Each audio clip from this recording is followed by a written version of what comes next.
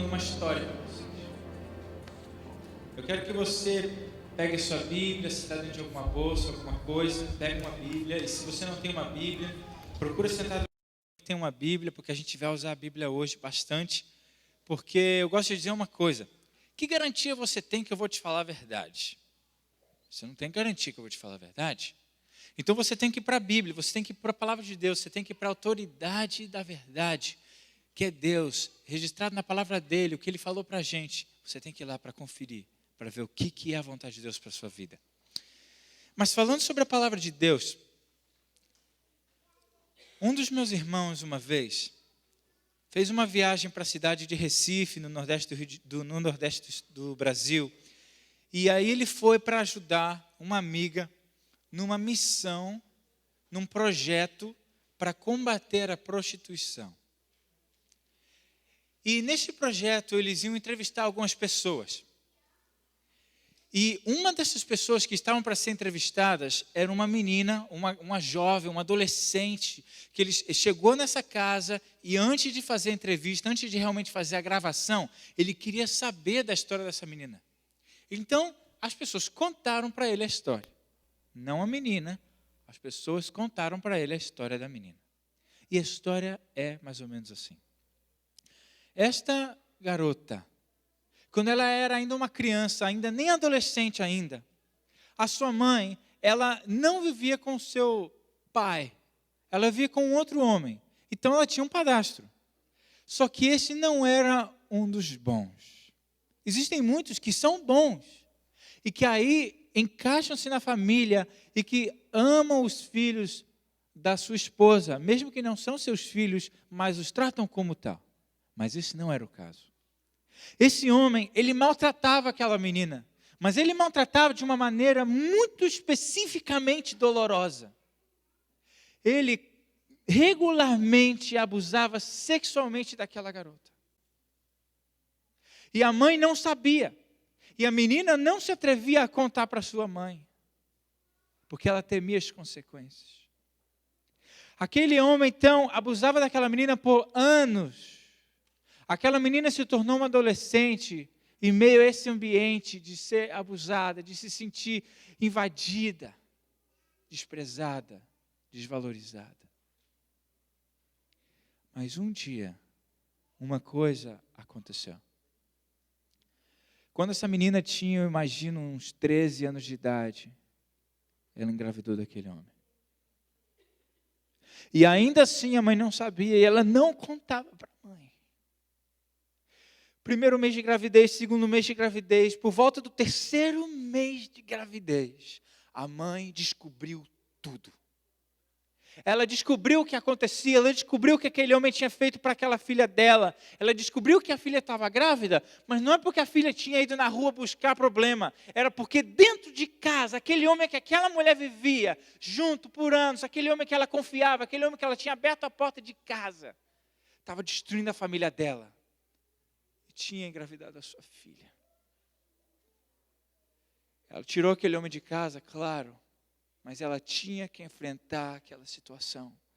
E juntas elas enfrentaram aquela situação. E aquela menina, com muita maturidade, ela já decidiu, eu vou ter este bebê. Eu não vou me livrar do bebê, o bebê não tem nada a ver com isso. Aquele bebê nasceu. E aquela menina ia cuidando daquele bebê. Ainda como uma adolescente. Mas recebia apoio da sua família. Só que existe a sociedade. E a sociedade, muitas vezes, é cruel.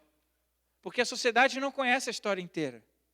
A sociedade não conhece o que aconteceu, as causas, o que levou, cada passo, cada etapa. A sociedade não sabe. E essa menina sofria preconceito. E mesmo a parte da sociedade que sabia a história, agora tinha um outro problema. Porque os pais das outras meninas viam aquela menina grávida porque tinha sido abusada pelo padrasto. E agora imagine se esse homem volta e ainda leva a minha filha também. Sabe o que aconteceu? Aquele homem voltou. Ele voltou, sequestrou aquela menina e levou para cativeiro e manteve ela ali por vários dias, semanas, abusando dela novamente. E aquela dor voltando na vida daquela menina até que ela engravidou de novo. E ele falou para ela: agora eu consegui o que eu queria. Eu acabei com a sua vida. E essa era a situação na qual aquela menina estava.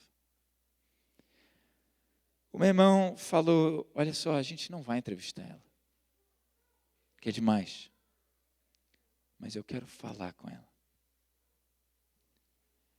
Ele chegou para falar com aquela menina. A menina não queria. Ela não queria falar. Mas tudo bem. Mas ele queria, de alguma maneira, ajudar ela. Ele descobriu que aquela menina frequentava a igreja, uma outra igreja. E que ela gostava de um cantor que o meu irmão conhece, lá do Rio de Janeiro. Então ele, lembrando de uma das músicas desse cantor, começou a cantar essa música para aquela moça. E aí ela abriu um sorriso, baixou a guarda, e eles puderam começar a conversar. Dessa conversa tem uma coisa que eu vou compartilhar com você. Ele perguntou para ela o seguinte: da igreja, o que você mais gosta? Veja bem, essa é uma menina que ela foi abusada por anos, desprezada, rejeitada por aquele homem. Ela foi abusada, invadida, desvalorizada, a sociedade tinha preconceito. A vida dela foi mudada de uma maneira que ela nem sabia se conseguia arranjar um marido que aceitasse aquela situação.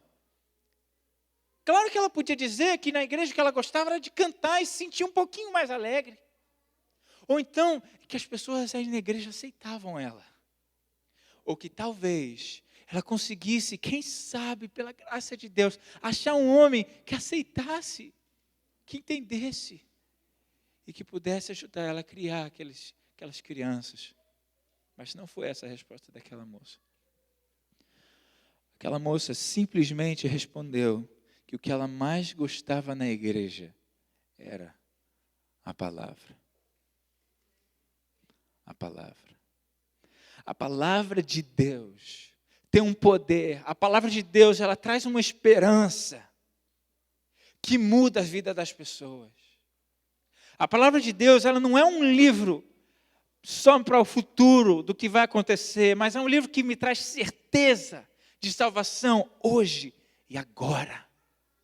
É um livro que traz a mensagem de um Deus que vem atrás de mim, que me busca, que me quer salvar, que deu tudo e sempre está fazendo tudo o que Ele vê que é o melhor para ser feito, para me trazer esperança e salvação e uma vida diferente.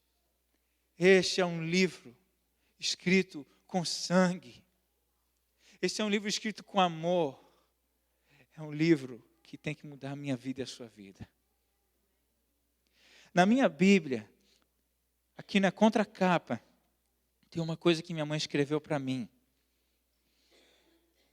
Ela escreveu assim: para meu amado filho Guilherme, neste livro sagrado estão as palavras que devem guiar sua vida. Guarde-as em seu coração e seja você uma palavra viva. Com muito amor, de sua mãe, Marta. Para estudar as palavras desse livro, que devem guiar a nossa vida, e que deu esperança para aquela menina lá em Recife, eu convido você a fazer uma oração, para que a gente possa pedir que o Espírito Santo possa nos guiar. Querido Deus, eu peço que o Espírito Santo possa nos guiar à verdade, nos conduzir à sua vontade para a nossa vida, e trabalhar com o nosso coração, para que nós possamos, Senhor, ser transformados.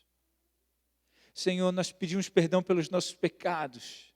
Limpa-nos, nos purifica para que possamos receber as bênçãos que o Senhor tem para nos dar esta manhã. E já agradecemos. Em nome de Jesus. Amém. Eu quero convidar você a abrir sua Bíblia no livro de Lucas. O Evangelho segundo Lucas. E se você, por acaso, ainda não tem familiaridade com a Bíblia, não tem problema. O livro de Lucas é bem fácil de achar. Eu quero que você ache, eu vou te dar tempo para você achar, para você poder ler com a gente. O livro de Lucas, veja bem, a Bíblia é dividida em Velho Testamento e Novo Testamento. E no Novo Testamento, O livro de Lucas está ali, é o terceiro livro. Mateus, Marcos, Lucas. Livro de Lucas. Te dá um tempinho, quero que você possa achar na sua Bíblia para ler comigo. Eu não tenho problema de esperar para que você ache a palavra de Deus, para que você possa ler, para que você possa ver com seus próprios olhos. E assim, você não vai ser enganado. Porque quando a gente é enraizado na palavra de Deus, a gente segue na verdade, para que a gente não possa ser enganado e para que a gente possa encontrar esperança na palavra de Deus. O livro de Lucas, no capítulo 23. Lucas, capítulo 23. Evangelho segundo Lucas, capítulo 23. E eu quero ir para o verso número 39. Lucas 23, 39. Jesus havia vivido uma vida de serviço. Ele viveu uma vida como homem, enfrentou o pecado e não teve medo de sujar os seus pés, de sujar suas mãos na história desse mundo e trabalhar por nós. E ir onde as pessoas precisavam, fazer tudo o que elas precisavam para ser salvas. Ele fez de tudo. E Jesus, ele foi aqui nessa terra um homem de muita sabedoria com suas palavras. Ele sabia falar no momento correto e se manter em silêncio no momento correto. Ele sabia dar palavras de esperança para os corações que estavam buscando sinceramente. E sabia não alimentar coisas que não deveriam ser alimentadas nos seus oponentes. Quando Jesus foi crucificado, ele não foi crucificado sozinho. E aí, mais uma vez, a gente vê a sabedoria de Jesus no tratamento que ele deu para as pessoas que foram crucificadas com ele. Na ideia tradicional que a gente tem, Jesus foi crucificado e de um lado tinha um outro homem crucificado e do outro lado um outro homem crucificado. A verdade é que não interessa se estava dos lados, se estava em círculo, mas uma coisa é importante a gente entender, que por mais que a crucifixão é uma coisa asfixiante e que dificulta a fala, aqueles homens conseguiram se comunicar. E se não houve nenhum milagre, algo sobrenatural naquela comunicação, eles estavam a uma distância próxima. E eles estavam ali compartilhando aquele sofrimento. Os três debaixo da mesma condenação, debaixo da mesma sentença de crucifixão, que era uma humilhação. Para os judeus, o método comum, bem comum para eles, um dos métodos que havia para a execução era apedrejamento. Houve também no Velho Testamento outros métodos sobrenaturais que Deus usava, mas um método muito comum, que era natural, mas que era a execução do juízo de Deus, era o apedrejamento.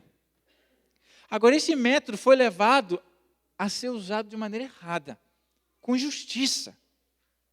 E eles iriam usar esse método com Jesus, se eles pudessem. Só que havia um problema. Eles estavam debaixo do jugo romano. E ali, de acordo com as regras, se eles quisessem que Jesus morresse, eles não poderiam executar Jesus. Precisavam que os romanos fizessem isso. Foi por isso que Jesus foi crucificado, porque esse era o método dos romanos. Agora, Jesus estava ali na cruz, naquela situação de vergonha, de humilhação, em detrimento de sua imagem, para terminar sua vida de uma maneira bem embaixo, bem humilde, bem simplória. Mas ali, ele trouxe salvação.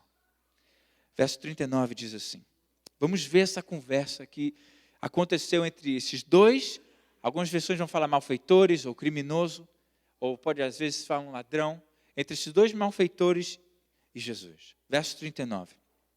Um dos malfeitores, crucificados, blasfemava contra ele, dizendo, não és tu o Cristo?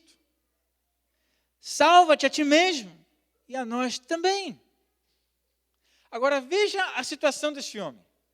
Este homem está sendo crucificado e ele é um dos malfeitores. E Lucas, o escritor deste evangelho, caracteriza aquele homem como malfeitor.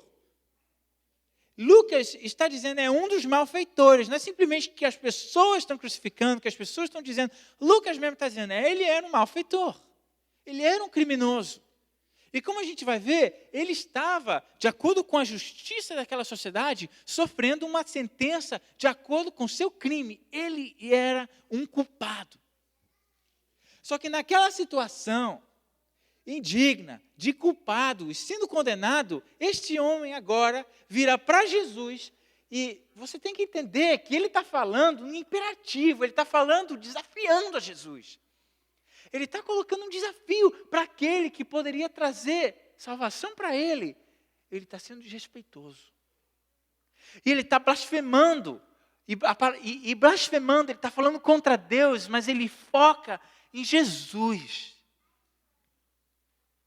Só que Jesus não falou uma palavra. Jesus não responde. Aquele homem está ali vociferando, crucificado, mas vociferando contra Jesus. E Jesus fica na dele. Muitas vezes a melhor maneira de enfrentar uma pessoa que está sendo desrespeitosa, uma pessoa que está sendo rude, uma pessoa que está sendo agressiva, uma pessoa que está sendo injusta com você, é o silêncio. Porque muitas vezes a gente parte para resposta e a gente acaba sendo agressivo também, e a gente acaba fazendo coisas que a gente se arrepende depois. Só que Jesus tinha muita sabedoria, e ele se manteve em silêncio. Aquele homem desafiou a Jesus, e ali Jesus experimentou uma coisa que ele já tinha experimentado exatamente igual. E vão comigo para o livro de Lucas, capítulo 4. E você vê claramente quem estava usando aquele homem crucificado ao lado de Jesus. Lucas capítulo 4, verso 3. Lucas capítulo 4 e verso 3. Jesus, logo depois de ser batizado, ele foi levado ao deserto para ser tentado. E ali, vamos ver em Lucas capítulo 4, verso 3. Veja como que o inimigo de Deus chegou para Jesus e o que ele falou para Jesus. Veja uma das coisas que ele falou para ele. Verso 3. Disse-lhe então o diabo, se és o filho de Deus, manda que esta pedra se transforme em pão. Veja bem, um desafio. Se és o filho de Deus, uma dúvida. E como que o homem na cruz falou? Ele botou uma pergunta. Também de acordo com a identidade de Jesus, se ele era o Cristo, se ele era o Messias, o ungido. Veja bem, veja como é similar. E o homem também, aquele criminoso, depois de lançar esse desafio da identidade de Jesus, lançou um desafio para que ele fizesse alguma coisa. E aqui também, o inimigo de Deus desafiou Jesus que transformasse pedras em pão. Agora veja o verso 9, capítulo 4 ainda do livro de Lucas, verso 9. Verso 9 até 11, veja novamente uma estrutura semelhante. 9 até 11, filho de Deus, está jogando com a identidade de Jesus. Filho de Deus. Não, perdão, verso 9. Então o levou a Jerusalém e o colocou sobre o pináculo do templo e disse, se és o Filho de Deus, atira-te daqui abaixo, porque está escrito, aos seus anjos ordenará a teu respeito que te guardem, e eles te sustentarão nas suas mãos, para não tropeçares em alguma pedra. Veja aqui, novamente o desafio com relação à identidade de Jesus e o desafio de fazer alguma coisa. Voltando para o livro de Lucas, capítulo 23, a gente vê que foi assim mesmo que aquele malfeitor chegou para Jesus e falou. Desafiou a identidade dele e lançou um desafio para ele fazer alguma coisa. Só que tem uma lição que Jesus deixou para a gente aqui. As pessoas, os inimigos podem vir para a gente desafiar a nossa identidade. Se a gente é realmente filho de Deus, se nós somos realmente cristãos, se nós somos realmente seguidores de Jesus Cristo. Mas quando nós estamos enraizados na palavra de Deus, quando nós estamos firmes na rocha que é Jesus Cristo, isso não vai nos abalar. As pessoas podem chegar e dizer o que quiserem de mim. Pode falar, será que você é realmente filho de Deus? Será que você é realmente fiel a Deus? Eu não vou me importar, porque eu sei a quem eu estou servindo. E na sabedoria que vem de Deus, eu não tenho que ficar provando para cada pessoa que eu sou filho de Deus. Porque o meu testemunho já é prova suficiente de quem eu estou servindo. A bênção de Deus em minha vida, o trabalho de Deus em meu coração me transformando, já é testemunho mais que suficiente para o mundo de quem eu estou servindo. Eu não tenho que sair batendo boca com todo mundo, dizendo, não, você está dizendo que eu não sou filho de Deus, eu sou sim, não. E mais, o inimigo de Deus, depois de desafiar nossa identidade, tenta que a gente faça alguma coisa. Ele quer tirar a gente do nosso rumo, ele quer balancear, ele quer fazer com que a gente saia do caminho correto e faça o que ele quer e não o que Deus quer. Mas Deus vai nos manter firmes. Firmes. A gente não está aqui para seguir a ordem do inimigo, não. A gente tem um Deus que nos dá as ordens e a gente obedece. E assim foi com Jesus. Mas aquele homem, aquele criminoso, recebeu uma resposta. Verso 40. Não de Jesus, porque Jesus não falou com aquele homem. Pelo menos não está registrado aqui no livro de Lucas, nenhuma palavra de Jesus diretamente àquele homem, nenhuma palavra. Mas um outro homem tomou as dores de Jesus e resolveu defender Jesus. O outro criminoso. Agora veja que bonito, verso 40. Respondendo-lhe, porém, o outro, repreendeu-o, dizendo, nem ao menos temes a Deus, estando sob igual sentença. E verso 41, nós, na verdade, com justiça, porque recebemos o castigo que os nossos atos merecem, mas este nenhum mal fez. Mas tem uma coisa impressionante, que muitas vezes a maioria acha que está do lado de Deus, mas às vezes é o desprezado, às vezes é o rejeitado, aquele que sofre o preconceito da sociedade, aquele que é julgado e condenado, e às vezes que tem pecados no seu passado, mas que Deus trabalhou na vida dele, trabalhou no seu coração, e é esse que tem o maior discernimento espiritual, muitas vezes. E aqui foi o que aconteceu. Esse homem na cruz, para morrer, culpado, tinha mais discernimento espiritual que os líderes espirituais de Israel. Mas vê se isso não é uma coisa impressionante. Que aquele que supostamente era o rebelde, que estava sendo crucificado, sabia mais, tinha mais discernimento espiritual, mais sabedoria que os sacerdotes que estavam naquele dia no templo. Mas além disso, esse homem falou uma coisa que talvez ele não entendesse completamente, mas que ele falou bem a verdade, que os três estavam debaixo da mesma sentença. Nessa palavra, aquele homem foi quase um profeta, se é que não foi, com certeza. Porque realmente Jesus estava debaixo da mesma sentença. Da sentença de que fez alguma coisa errada e vai morrer, só que tinha uma diferença. Ele não tinha feito nada. E isso aquele criminoso entendeu, que ele está debaixo da mesma sentença, mas ele não fez nada. Ele não fez nenhum mal. Mas eu fiz. Você fez. Nós fizemos. E é por isso que ele estava ali. Ele não fez mal nenhum. Mas ele recebeu a sentença que eu e você merecemos. Aquele homem defendeu a Jesus e ele manifestou que realmente ele era culpado. Ele chamou a atenção daquele outro criminoso, abrindo os olhos para ele. Veja bem, nós somos criminosos. Este é um bom homem. Só que ele não poderia parar de falar aí. Se ele parasse de falar aí, não seria suficiente. Aquele homem precisava continuar falando. E aí é o outro lado da moeda. Há momentos em que a gente deve ser sábio e falar pouco ou nada. Mas há momentos que a gente não pode parar de falar. Eu sei que às vezes a gente tem problemas com algumas pessoas que não querem parar de falar. E não param de falar, e não param de falar. Mas às vezes tem que falar.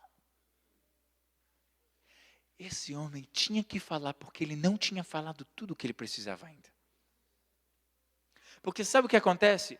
Eu posso virar para vocês e falar o que vocês têm que fazer na vida espiritual de vocês. Eu posso mostrar para vocês com amor, com interesse, com sabedoria da Escritura Sagrada, quais são as coisas que são erros que o povo de Deus comete, o que a gente tem que fazer. Abrir os olhos e chamar para o temor de Deus, como esse homem chamou. E o temor de Deus é o princípio da sabedoria. Então, nesse sentido, eu posso ajudar vocês a serem mais sábios.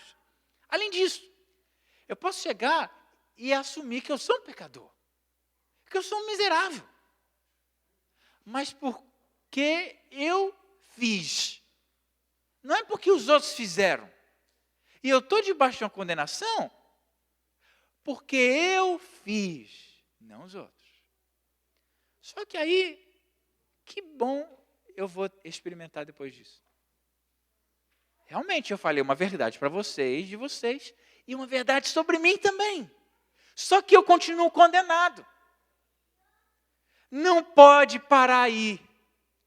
Eu posso defender Jesus, eu posso pregar Jesus para as pessoas, eu posso, quando as pessoas blasfemam contra Deus, defender a Deus e expor a verdade, a versão da história de Deus. Eu posso falar dos meus pecados, eu posso falar dos seus pecados, mas enquanto não falar com Deus sobre a minha vida, com Ele, não é suficiente. Eu posso pregar minha vida inteira até cair morto, mas se eu não falar com Deus, diretamente com Ele, sobre a minha vida, em relação à vida dele, não é suficiente. E aquele homem fez isso pela graça de Deus. No verso 42, no verso 41, verso 42, ele virou para Jesus. Verso 42. Primeira vez que esse homem vai falar com Jesus. Até agora, diretamente para Jesus, só vieram mais palavras nessa conversa. E Jesus está ali, ouvindo tudo, quieto. Verso 42 diz assim: e acrescentou: Jesus, lembra-te de mim quando vieres no teu reino. Tem tanta sabedoria e tanta beleza nessa palavra. Aquele homem virou e falou o nome, ele chamou a pessoa que podia mudar o rumo da vida dele. Aquele homem estava prestes a morrer, em uma situação deplorável. Mas quando ele virou para Jesus, tudo mudou. Jesus, lembra-te. Se você for estudar esse texto, da maneira como Lucas colocou na língua, no grego, você vê que ele usou uma estrutura verbal, aquela palavra semelhante ao outro criminoso. Ele também usou um imperativo, é um pedido, é um chamado. Mas uma postura totalmente diferente. Com respeito, com fé, com esperança. Lembra-te de mim quando vieres no teu reino.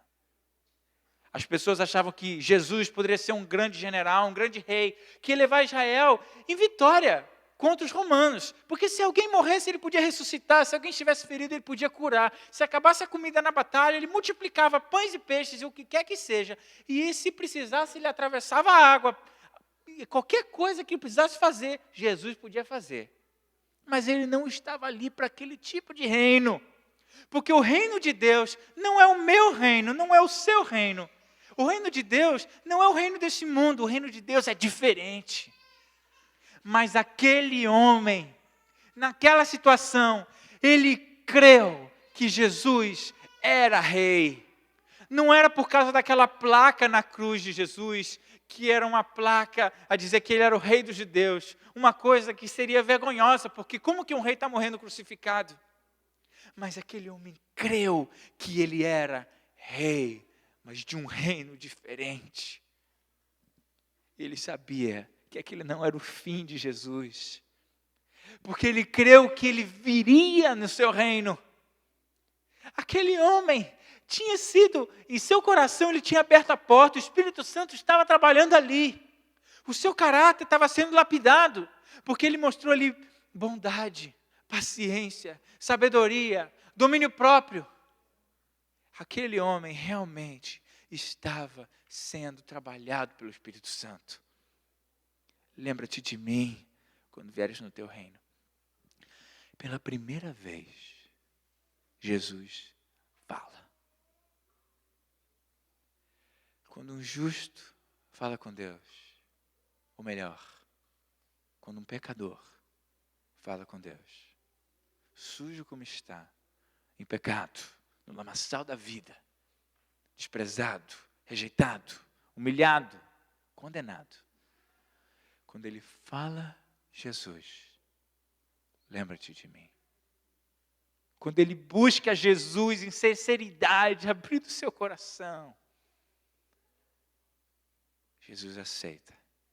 E não há condenação para aqueles que estão em Jesus. Jesus virou para aquele homem, verso 43, falou para ele, Jesus lhe respondeu. Ele não falou em geral, ele não falou com a multidão, ele não falou com aquele criminoso que era arrogante. Ele respondeu especificamente para aquele homem que estava buscando ele. Em verdade te digo que hoje estarás comigo no paraíso. Mas tem um problema aqui. Porque aí assim, parece que Jesus mentiu. Porque aqui ele está falando. Em verdade te digo hoje que estarás comigo no paraíso. Só que quando a gente vai mais à frente na história, a gente vê que no domingo, que a gente chama de domingo, antigamente era o primeiro dia da semana, a gente vê que no domingo, quando Jesus se encontrou com uma seguidora sua, ele falou, não me segura, não fica me segurando, não me toca, espera aí, que eu ainda não subi ao Pai. Ele não tinha ido ainda para o céu. Então como é que esse homem fica? A gente tem que entender isso aqui. Porque senão, parece que Deus está brincando com a gente.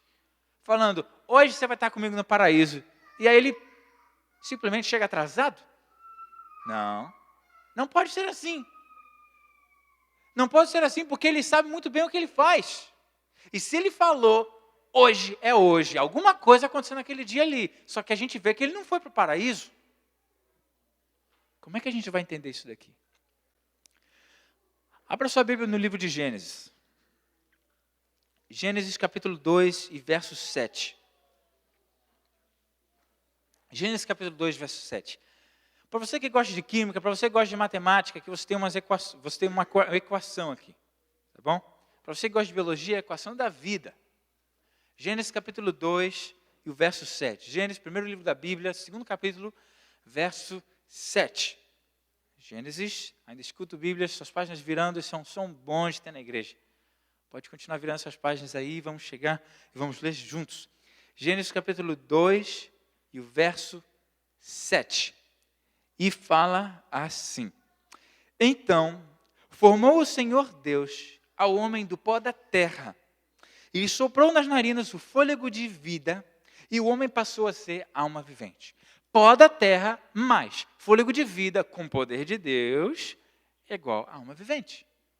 Pó da terra mais fôlego de vida com poder de Deus é igual a alma vivente. Isso é uma equação. Agora tem, no capítulo seguinte já, no verso 19 do capítulo 3, você tem o que acontece na desassociação desses componentes.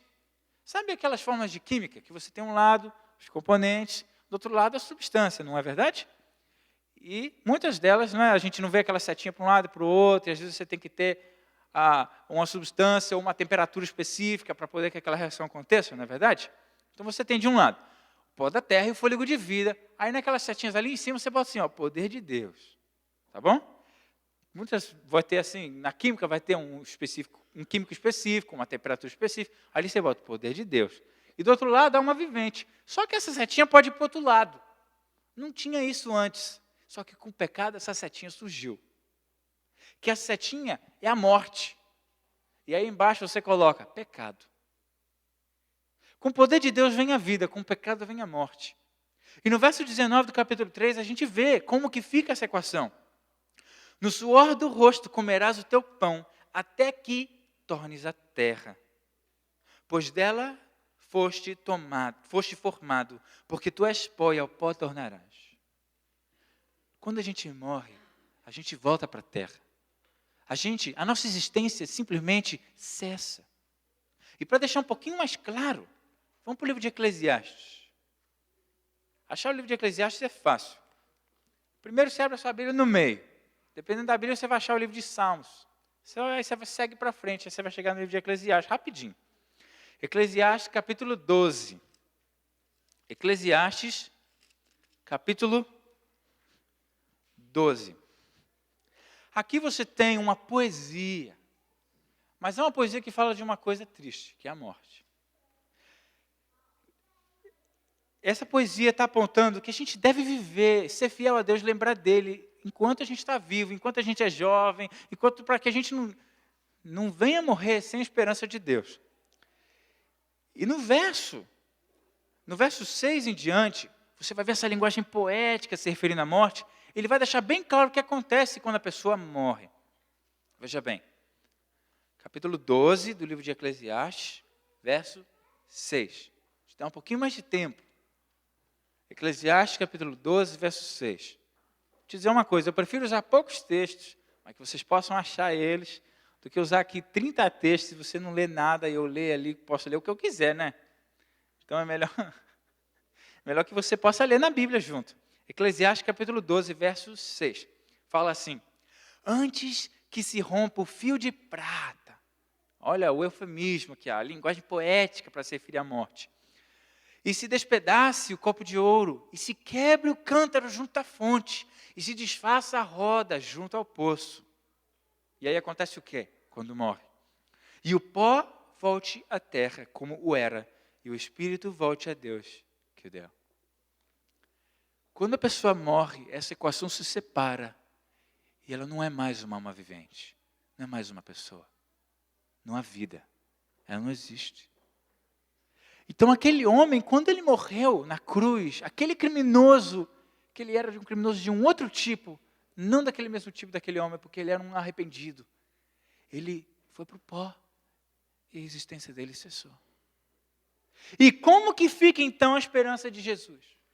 Vamos para o livro de Lucas 23, capítulo 23, verso 43, porque a gente tem que entender isso aqui.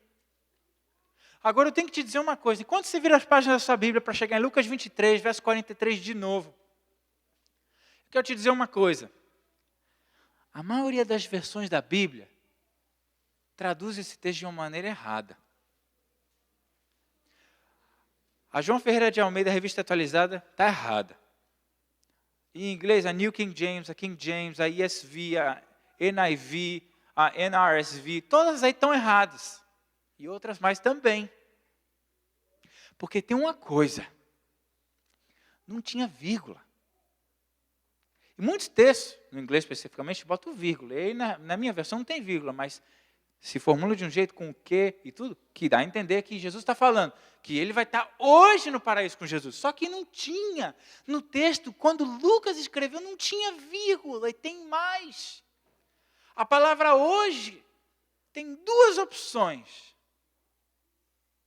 Você pode relacionar ela com a palavra que você vai estar, ou com a palavra, com a expressão que eu te digo. Você pode dizer que você vai estar hoje, o que eu te digo hoje. Aí tem um problema. Mesmo se a gente estudar o grego e tudo, e a gramática, não tem uma solução clara. Porque gramaticamente você pode fazer qualquer um dos dois. E como é que a gente soluciona isso? Da seguinte maneira, o contexto. No contexto, a gente vê claramente que Jesus não tinha ido para o céu naquele dia, e que aquele homem, de acordo com o que a gente viu em Eclesiastes 12, de acordo com o que a gente viu em Gênesis 2 e 3, aquele homem simplesmente cessou de existir. A Bíblia fala que os mortos não sabem de nada. Simplesmente a sua memória jaz no esquecimento. Qual é a esperança então? Qual é a esperança então? Tem muito mais esperança quando Jesus fala, te digo hoje. Porque a única alternativa que seria ele falando verdade, a única que seria de acordo com o plano de Deus, e é uma que se aplica para todos nós hoje. Quando Jesus disse para aquele homem, te digo hoje, ele deu a certeza, ele deu segurança, ele deu uma prova, ele deu evidência de que aquele homem ia ser salvo. Não interessa o que as pessoas falem, não interessa o que as pessoas façam com ele. Ele pode morrer naquela cruz, mas um dia, ele pode ter certeza agora, hoje, eu te digo hoje, você vai estar no paraíso comigo. Quando você está na situação difícil da sua vida, quando você cria o seu filho, e você guia ele nos caminhos de Deus, ele se afasta dos caminhos de Deus, e você acha que não tem esperança, você pode ter esperança de que se o seu filho voltar para Deus e se arrepender, falar, Senhor, me salva, hoje ele tem certeza de salvação. Não tem que esperar muitos anos de igreja, não. No momento que você aceita Jesus, que você se entrega a Ele, você tem a certeza naquela hora, e você pode botar no calendário que você vai estar no céu, e você cria uma página adicional e bota assim, o dia que eu não sei, o dia da volta de Jesus, eu vou estar lá. Você pode ter certeza. Porque Jesus diz hoje. Jesus sabe muito bem a hora quando Ele tem que dizer. E quando Ele fala para te dar certeza agora, Ele fala bem claramente que Ele vai te deixar não num estado de, como algumas pessoas acreditavam, que esse paraíso era um estado intermediário, ou era parte do inferno. Não.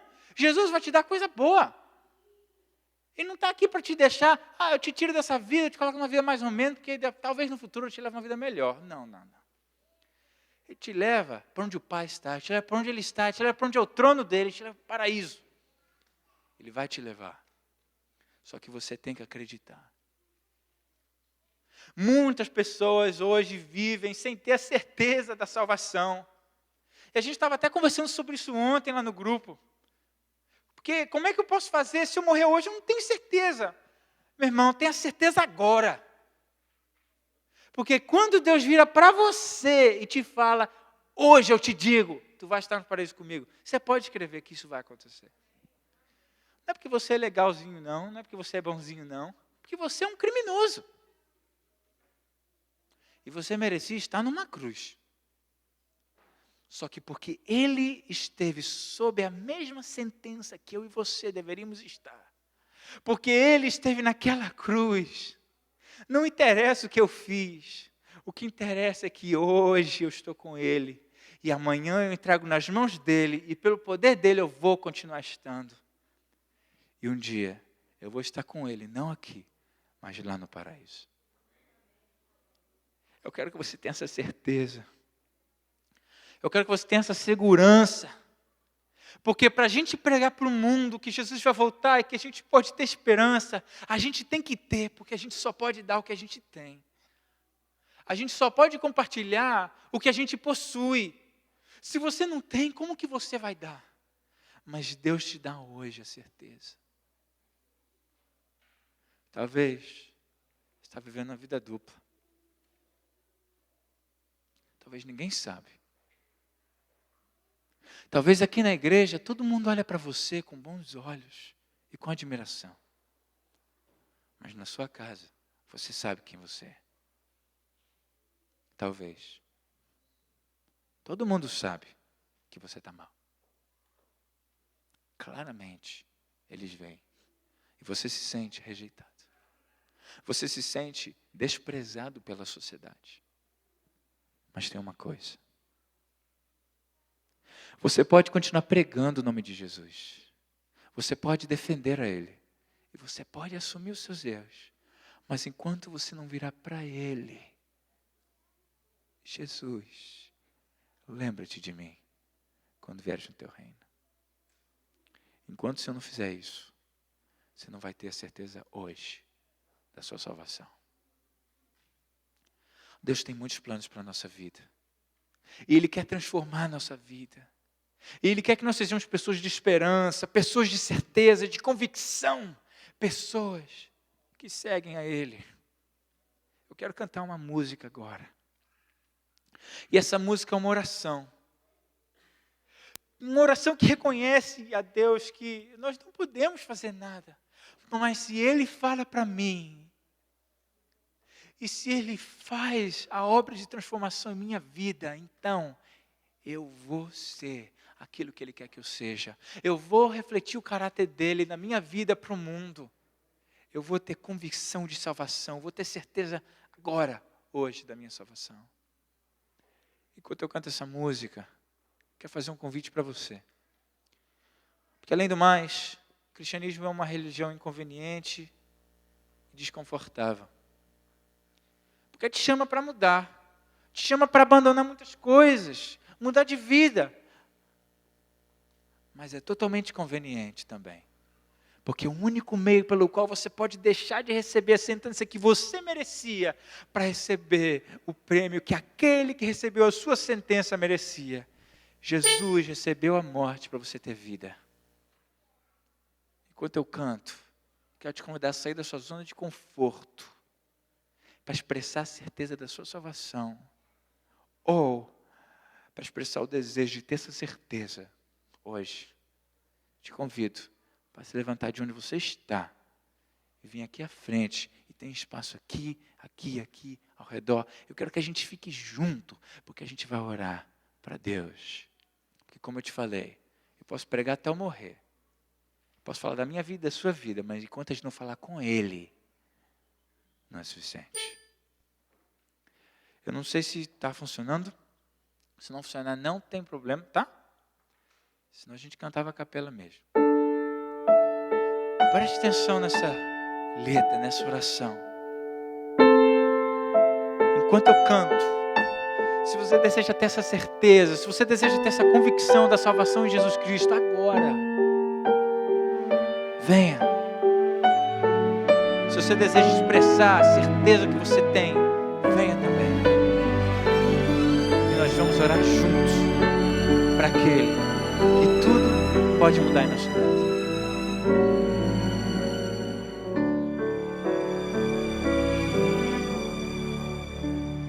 Eu preciso dizer, meu viver é só teu.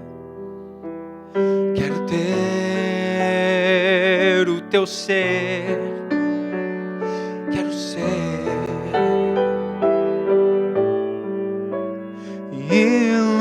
Ilumina o olhar, quero somente andar em caminhos que deres para mim. Toma-me, ó Senhor, ouve-me, toque em mim. Quero ter o teu ser, quero ser. Se disseres pra mim, se fizeres em mim, tu dirás, tu farás, eu serei. Jesus quer mudar a sua vida. Ele quer te dar certeza hoje que você vai estar no paraíso com Ele. Venha, manifeste essa certeza, manifeste essa esperança. Eu preciso dizer que o meu viver é só teu.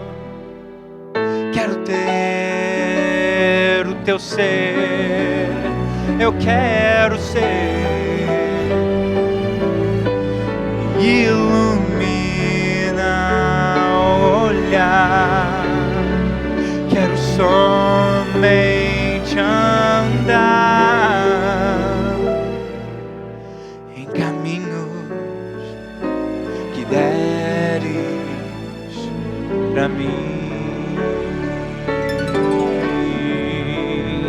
Toma-me, ó Senhor, ouve-me, toque em mim. Quero ter o teu ser, quero ser. Se disseres pra mim, se fizeres sem mim, tu dirás, tu farás, eu serei.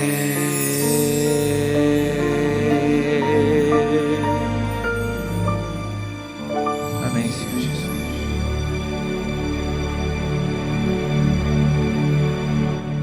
Quero fazer uma oração com vocês, porque eu sei que há muitas pessoas que sofrem sem ter a certeza da salvação.